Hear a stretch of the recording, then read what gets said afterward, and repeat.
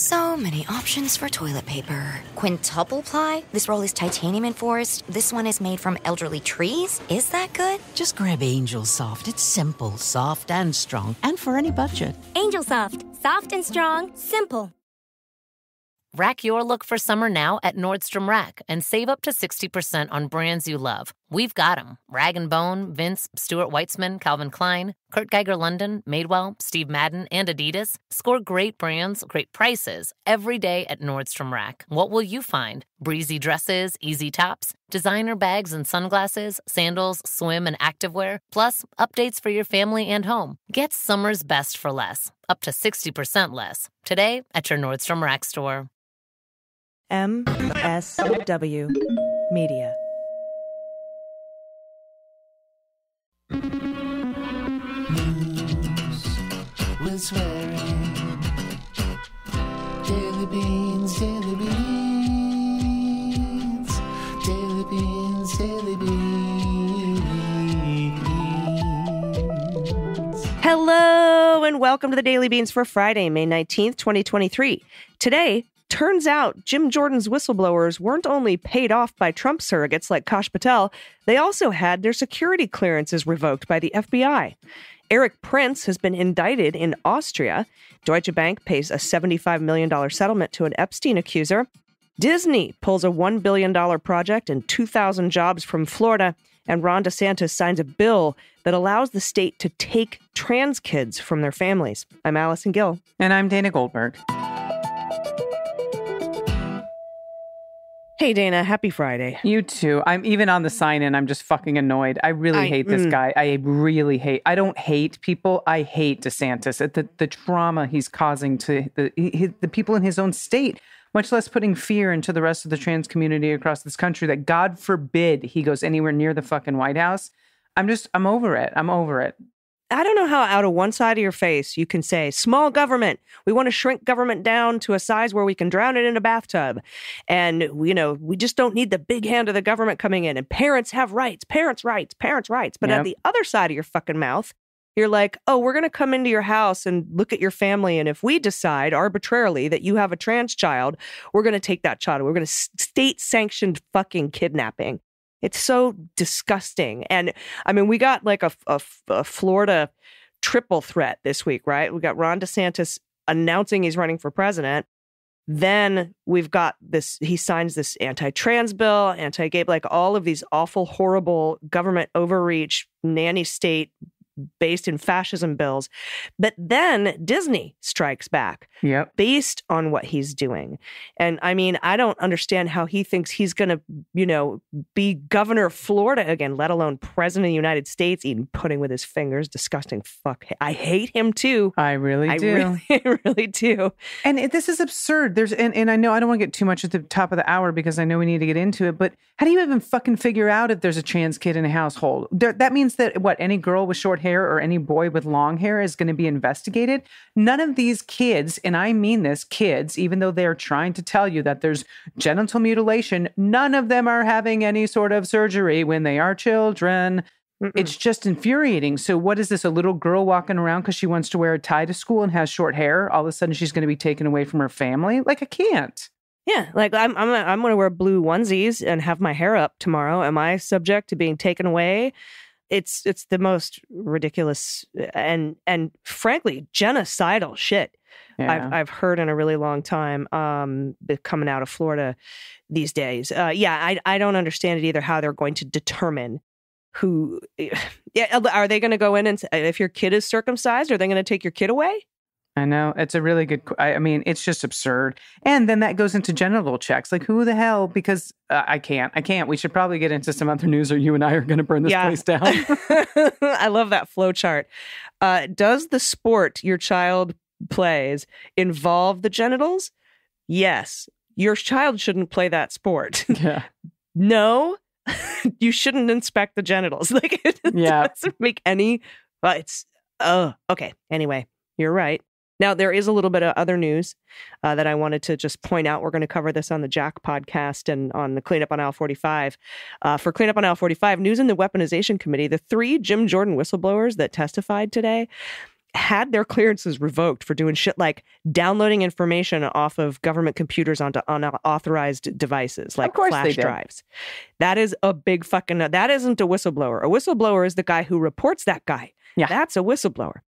And the funny part is how we learned this information from the New York Times. Jacqueline Alemany came on and told Nicole Wallace on Deadline White House, Jim Jordan asked the FBI for the information on these whistleblowers. And when the FBI came to them and said, yeah, they're fuck-ups, and we had to revoke their security clearances, he was like, la, la, la, la, la, never mind. I don't want it. And then he kept that quiet, much like the no voter fraud reports that Donald Trump paid $1.5 million for. No, Yep. it didn't release that information. So the FBI released it. Best fucking cell phone ever. And Pete and I are going to cover that on Cleanup. And for the Jack podcast this weekend, Nick Luna was seen coming out of the grand jury. He testified to the grand jury all day today. He's one of the Ocha Nostra. Those are the 8 people that the judge, Beryl Howell, forced to testify, saying they don't have executive privilege. Trump was trying to stop it with executive privilege.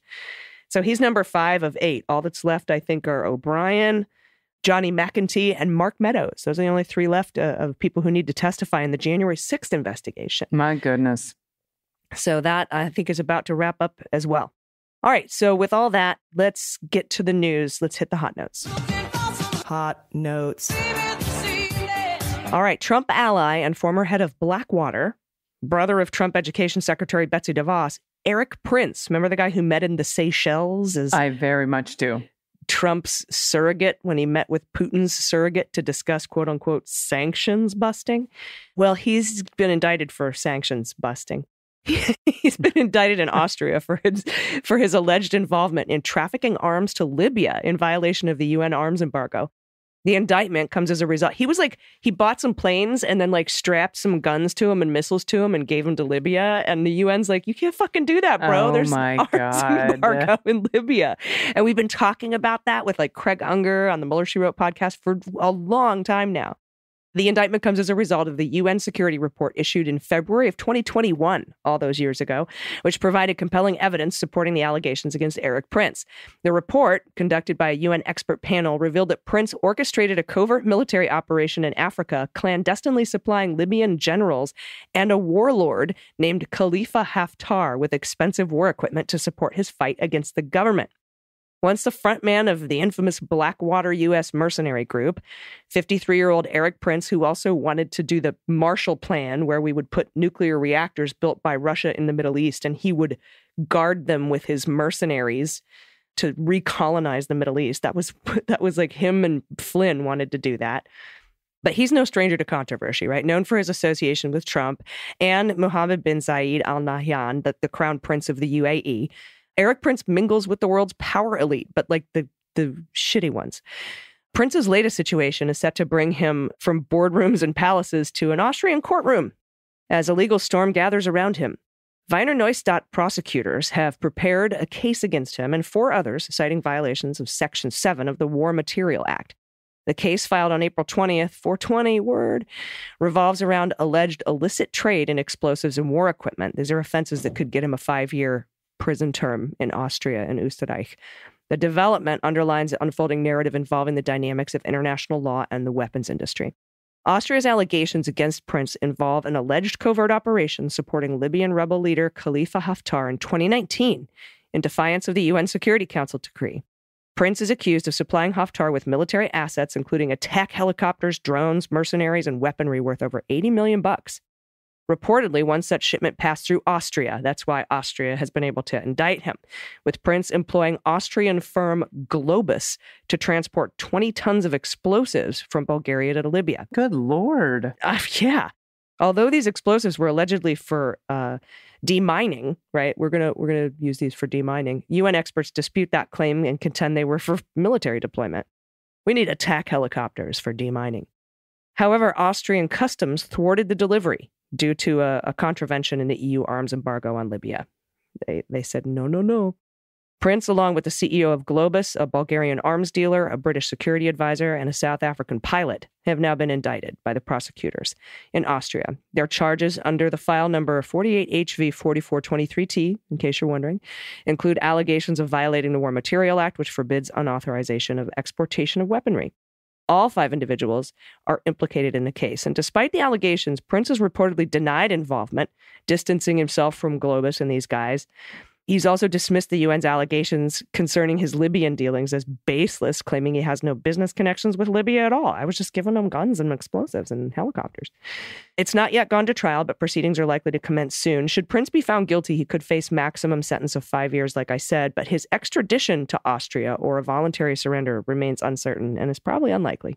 Thank you so much, AG. And this is from the Wall Street Journal. Deutsche Bank has agreed to pay $75 million to settle a proposed class action lawsuit charging that the financial institution facilitated Jeffrey Epstein's sex trafficking ring. This is lawyers who sued the bank on behalf of alleged victims. A woman who's listed anonymously as Jane Doe in court papers filed the suit last year in New York on behalf of herself and other accusers of the disgraced financier and deceased. Now, she alleged Deutsche Bank did business with Epstein for 5 years while knowing that he was using money in his bank accounts to further his sex trafficking activity. Now, They knew. The Doe plaintiff alleged she was sexually abused by Epstein and trafficked to his friends from about 2003 until about 2018 and was also paid in cash for sex acts. The lawsuit alleged Deutsche Bank ignored red flags, including payments to numerous young women. The settlement is expected to compensate dozens of the accusers. Now, Epstein died by suicide, or did he? Yep. In a federal jail in New York in 2019 while awaiting trial on sex trafficking charges. Dylan Riddle, a spokesman for Deutsche Bank, declined to comment on the settlement, but said the bank has invested more than 4 billion euros, which is the equivalent of $4.34 billion, to bolster controls, training, and operational processes, and has increased the size of its workforce dedicated to fighting financial crime. Yeah, whatever. Yep. And he went on to say in a quote, in recent years, Deutsche Bank has made considerable progress in remedying a number of past issues. That is quite the statement. Right. Yep. The bank didn't admit wrongdoing as part of the settlement, according to people familiar with the matter. The plaintiff's lawyers from the law firms Boy, Schiller, Flexner, and Edwards Pottinger, said on Wednesday they believe the $75 million was the largest sex trafficking settlement involved in banking institution. And this is a quote. This groundbreaking settlement is the culmination of 2 law firms conducting more than a decade-long investigation to hold one of Epstein's financial banking partners responsible for the role it played in facilitating his trafficking organization. They said that in a joint statement. We thought it was just a private hedge fund. It was just a private hedge fund. We didn't know, just a back channel. The Deutsche Bank complaint was one of 2 lawsuits that took aim at banks for allegedly enabling Epstein to recruit and groom hundreds of underage girls and young women for sex with himself and his associates. The suits were filed last Thanksgiving when New York State opened a year-long window during which people who say they were sexually assaulted could file lawsuits no matter when the conduct occurred. Big deal. The other lawsuit, filed by the same law firms, that's against J.P. Morgan Chase. The U.S. Virgin Islands also sued J.P. Morgan Chase last year, saying the bank facilitated Epstein's alleged sex trafficking and abuse by allowing the late financier to remain a client and helping him send money to his victims. Both suits against J.P. Morgan are ongoing, and Jamie Dimon, the bank's chief executive, is scheduled to be deposed in the cases later this month. That should be really fucking interesting. And Elon Musk was just subpoenaed in the Virgin Islands J.P. Morgan Chase case. And I've said this before, Democrat or Republican, I want every son of a bitch who was involved in that ring to go down. Same. Now, the Deutsche Bank settlement came after the bank didn't oppose the plaintiff's request to certify the lawsuit as a class action, and the agreement still needs to be approved by a federal judge. I'm sure it will be. All right. Thank you for that. And yeah, usually when you do a settlement like that, there's not an admission of guilt, that requirement that goes along with it. But making the settlement, yeah, it leans toward an admission of guilt. Yeah, and coming out and saying we've cleaned up our act. We've cleaned up our act from what? From being so cool all that time, or like funding sex trafficking? Okay, cool. All right, fuck around and find out. Florida edition from Brooks Barnes at the Times. In March, Disney called Governor Ron DeSantis of Florida anti-business for his scorched earth attempt to tighten oversight of the company's theme park resort near Orlando. Last month, when Disney sued the governor and his allies for what it called a targeted campaign of government retaliation, the company made clear that the $17 billion in planned investment in Walt Disney World was on the line. They said that. They're like, really? We have about to drop $17 billion in your state. You sure you want to be an asshole? Quote, does the state want us to invest more, employ more people, and pay more taxes or not? That was Robert Iger, Disney's chief executive, on an earnings-related conference call with analysts last week. And on Thursday, Mr. Iger and Josh D'Amaro, Disney's theme park and consumer products chairman, showed that they were not bluffing. They pulled the plug on a $1 billion office complex that was scheduled for construction in Orlando, Florida. It would have brought more than 2,000 jobs to the region, and these aren't just any jobs. These are $120,000 average salary jobs. That's according to an estimate from the Florida Department of Economic Opportunity, which is going to be a really sad and quiet place really soon.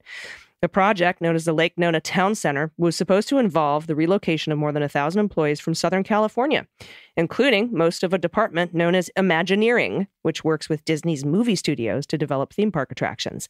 Most of the affected employees complained bitterly about having to move, and some quit. But Disney held firm, partly because of a Florida tax credit that would have allowed the company to recoup as much as $570 million over 20 years for building and occupying the complex. When he announced the project in 2021, D'Amaro cited Florida's business-friendly climate as a justification. But D'Amaro's tone in an email to employees on Thursday was notably different. He cited changing business conditions as a reason for canceling the Lake Nona project. He said, quote, I remain optimistic about the direction of our Walt Disney World business, he said in the memo. He noted that $17 billion was still earmarked for construction at Disney World over the next decade, growth that would create about 13,000 jobs, and said, I hope we're able to. But the company's battle with DeSantis and his allies, and I feel like they're just going to keep peeling projects away, like one by one. Like, yeah, you want a little bit more? Oh, you're going to pass that bill too? Mm-hmm. You know, just like keep pulling them off the table until the $17 billion is gone. I sure hope so. So the company's battle with Ron and his allies in the Florida legislature figured prominently into Disney's decision. It's the reason. That's according to two people briefed on the matter who spoke anonymously to discuss the deliberations. A spokeswoman for Mr. Iger said he was not available for an interview. About 200 Disney employees already relocated to Florida from California. D'Amaro said in a note that the company would discuss options with them, including moving you back. The Lake Nona project had initially been scheduled to open next year. Last July, Disney pushed back the move to 2026, citing construction delays. DeSantis and Disney, as you know, have been sparring for more than a year now over the tax district. The Florida education law, opponents label the Don't Say Gay bill because it limits classroom instruction about gender identity, sexual orientation. And that angered Ron, who repeatedly vowed payback. And since then, the legislators, at the urging of DeSantis, have targeted Disney, the state's largest taxpayer, by the way, with a variety of hostile measures. In February, they ended Disney's long-held ability to self-govern its 25,000-acre resort as if it were a county by giving Mr. DeSantis control over government services at the resort. It was soon discovered that the previous Disney-controlled board had actually approved development contracts that locked in growth plans for the resort until 21 years after the last descendant of King Charles III passed away. My God. So a very long time. An effort to avoid those agreements has since resulted in the dueling lawsuits, with Disney suing DeSantis and his allies in federal court and the governor's tax district appointees returning fire in state court. Well, you may ask, AG, so what does DeSantis do? Like the day he announces he's running for president? Well, he signed a horrifying bill, and this is what got me so fired up at the top of the show. Wednesday, that will let the state take transgender minors away from their families if they are receiving gender-affirming care. All right, the new law will allow the state to take custody of a child if they have been subjected to or are threatened with being subjected to gender-affirming care, which includes puberty blockers or hormone replacement therapy. Florida courts could modify custody agreements from a different state if the minor is likely to receive gender-affirming care in that second state. The text refers to gender-affirming care as, quote, sex reassignment prescriptions or procedures, and qualifies this care as a form of physical harm. So fucking mad. Medical facilities would have to give the State Department of Health a signed attestation that they neither provide gender-affirming care to any patients under the age of 18, nor refer people to providers that do. Their medical license renewal is contingent upon sending in this attestation form. But the bill also targets trans adults, and this is what's nuts. Only physicians are allowed to offer gender-affirming care, not nurse practitioners. Anyone who violates the law could be charged with a misdemeanor. Minors who have already begun transitioning will be allowed to continue to do so, but they are no longer allowed to receive care via telehealth, including for prescriptions.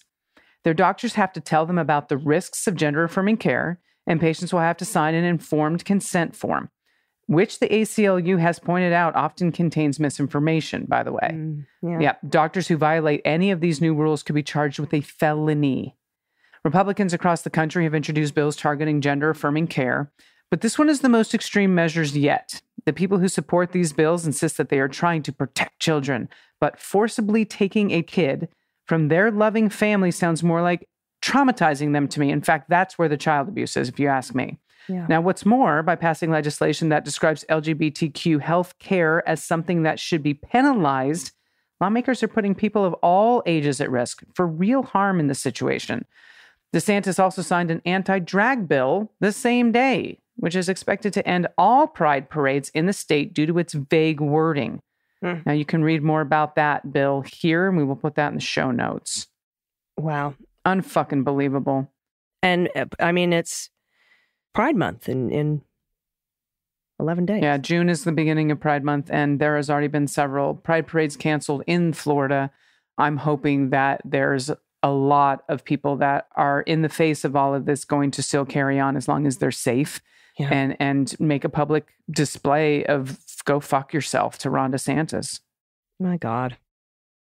All right. Well, we're going to need some good news after that. So fortunately, we have some. If you have any good news you want to send in to us, you can do it at dailybeanspod.com and click on contact. We'll be right back with the good news. Stick around. After these messages, we'll be right back. Curiosity pushes you forward, leading to new discoveries. Meiomi uses the best that Coastal California has to offer, which has resulted in wines that taste like no other. Enjoy the bold flavors of Meiomi Pinot Noir, Cabernet Sauvignon, Red Blend, and Meiomi Bright, Meiomi's new lower alcohol Pinot Noir. Discover the unrivaled taste of Meiomi at shopmeiomi.com. That's shopmeiomi.com. Meiomi, flavor forward. Please enjoy responsibly. Meiomi Wines of Campo, California. So many options for toilet paper. Quintuple ply? This roll is titanium enforced. This one is made from elderly trees. Is that good? Just grab Angel Soft. It's simple, soft, and strong, and for any budget. Angel Soft. Soft and strong. Simple. Rack your look for summer now at Nordstrom Rack and save up to 60% on brands you love. We've got them. Rag & Bone, Vince, Stuart Weitzman, Calvin Klein, Kurt Geiger London, Madewell, Steve Madden, and Adidas. Score great brands, great prices every day at Nordstrom Rack. What will you find? Breezy dresses, easy tops, designer bags and sunglasses, sandals, swim, and activewear, plus updates for your family and home. Get summer's best for less, up to 60% less. Today at your Nordstrom Rack store.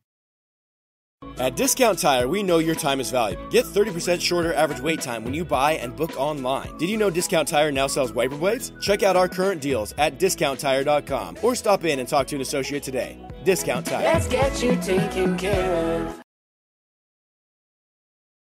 Everybody, welcome back. It's time for the good news. Who likes good news? Everyone? Then good news, everyone.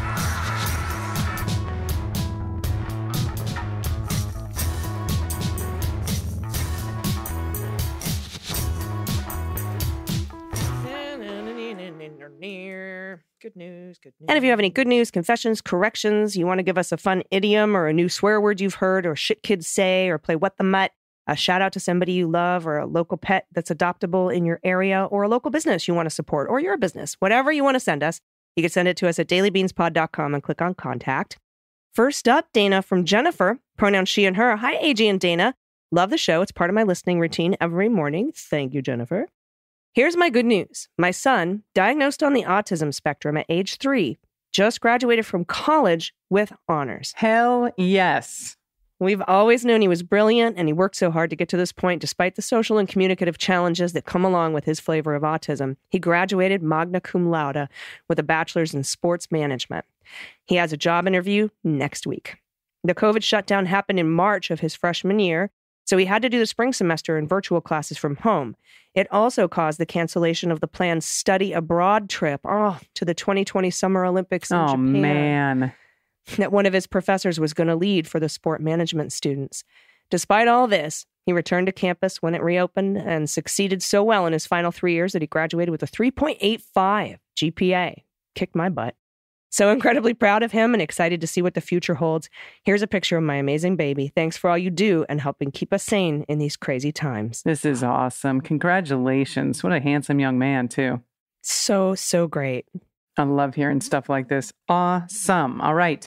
This is from Laura, pronouns she and her. Hi, Kitchen Days listener here, continuing to love the show as always. It's the podcast I tap on immediately when the notification flashes across my phone.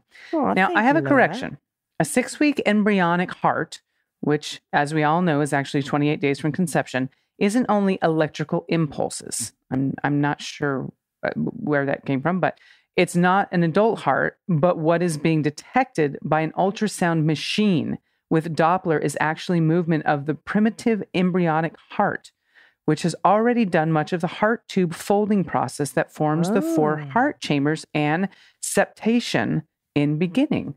Beginning. Okay. Septation is beginning. Thank you very much for that. More in this, though. Blood has been pumped by the heart tube for maybe 6 to 7 days by 6 weeks gestational age, day 28 since conception. And our incredibly sensitive OB instruments can pick up that minuscule flutter. The heart is basically the first organ to form because blood circulation is required for the ongoing development of the other organs. Makes total sense. I'm learning so much right now. Yep. Obviously, none of this says anything whatsoever about reproductive rights. I just like, since we're on the side of the science and facts, we should always try to make sure they're as correct as possible. Also, I love embryology. It's fascinating. Right? I think I would too, because that whole submission was fascinating. There's a link to a Nature article in the show notes, and we're going to have that in there. For my pod pet tags, I attach my rescue girl. She's looking schmick in her new harness and has the goofiest grin. I've also attached her DNA result if you would like to guess. Oh my God, look at that happy face. Okay, so Pitbull, right? I would think so.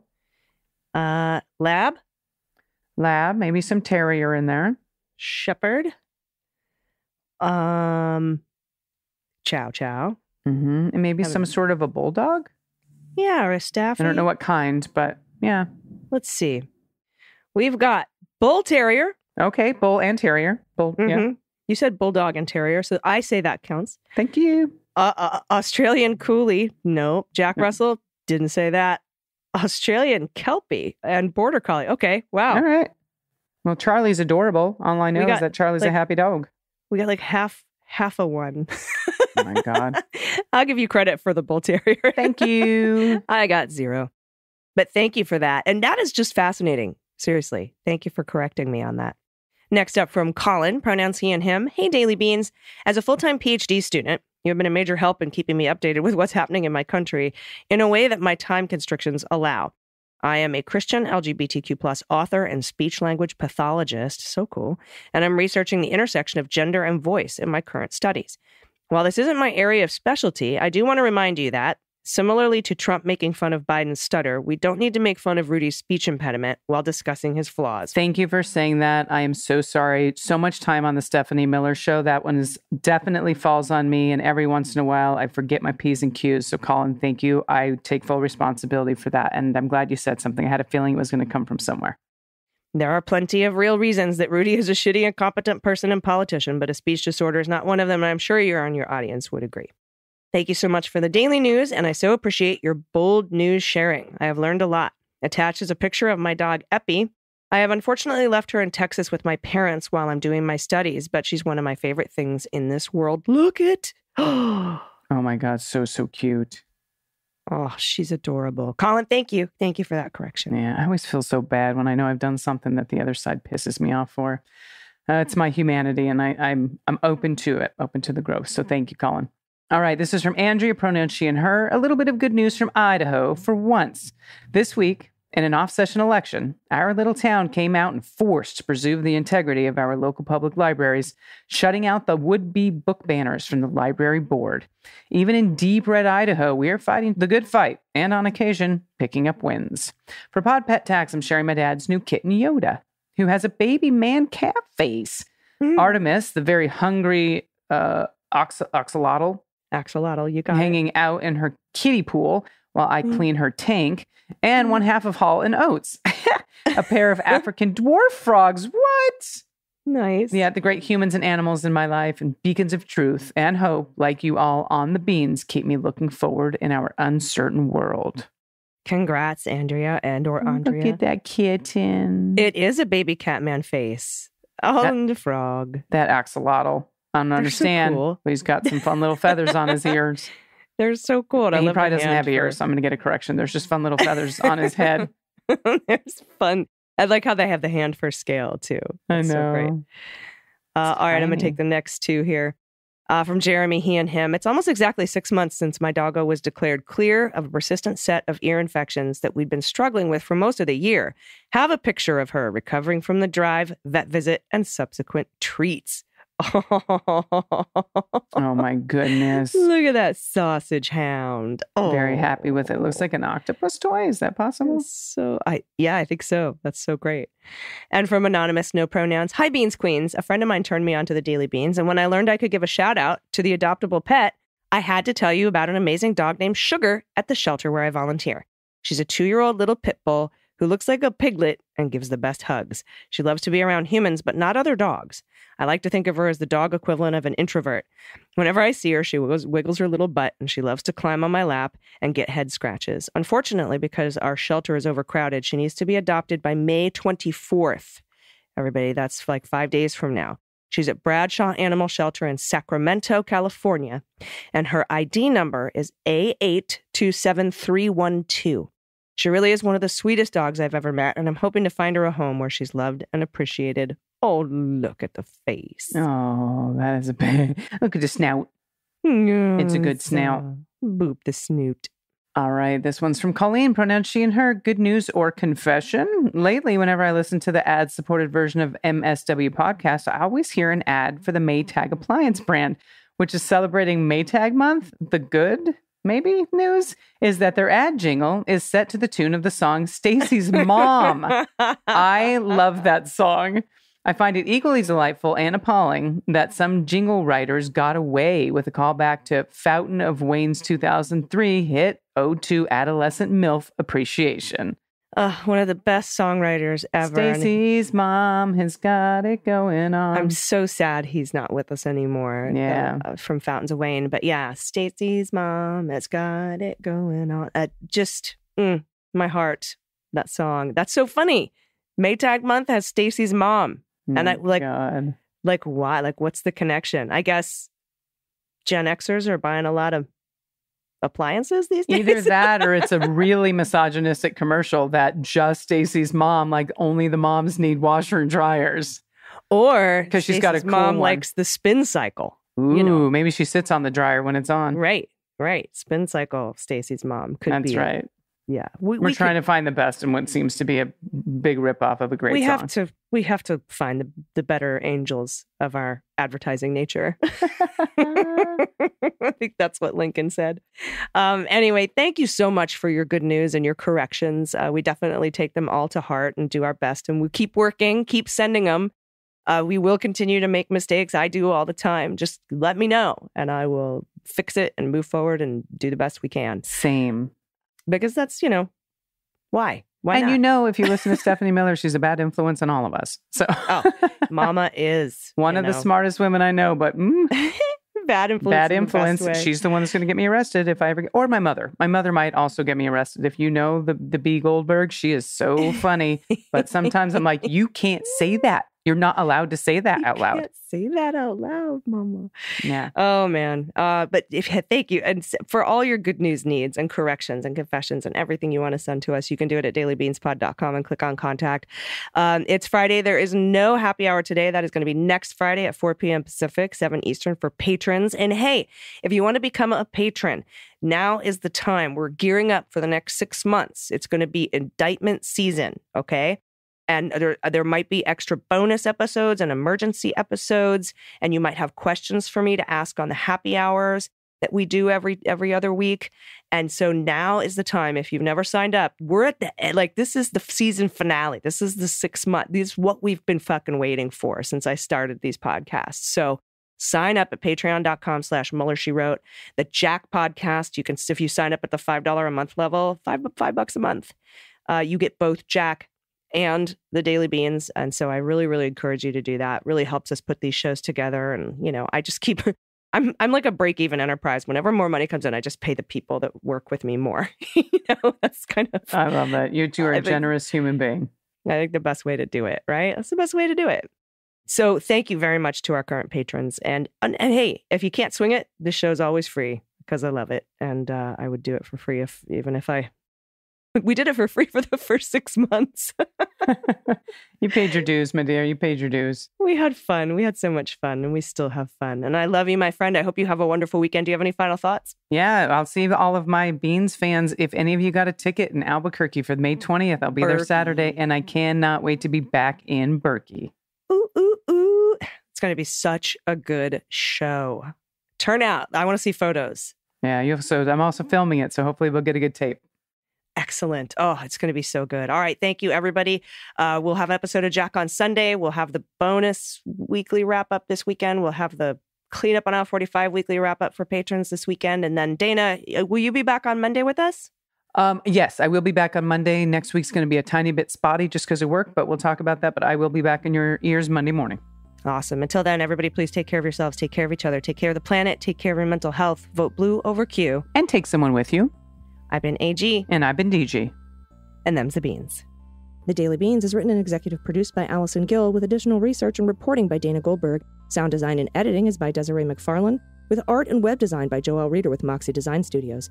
Music for The Daily Beans is written and performed by They Might Be Giants, and the show is a proud member of the MSW Media Network, a collection of creator-owned podcasts dedicated to news, politics, and justice. For more information, please visit mswmedia.com.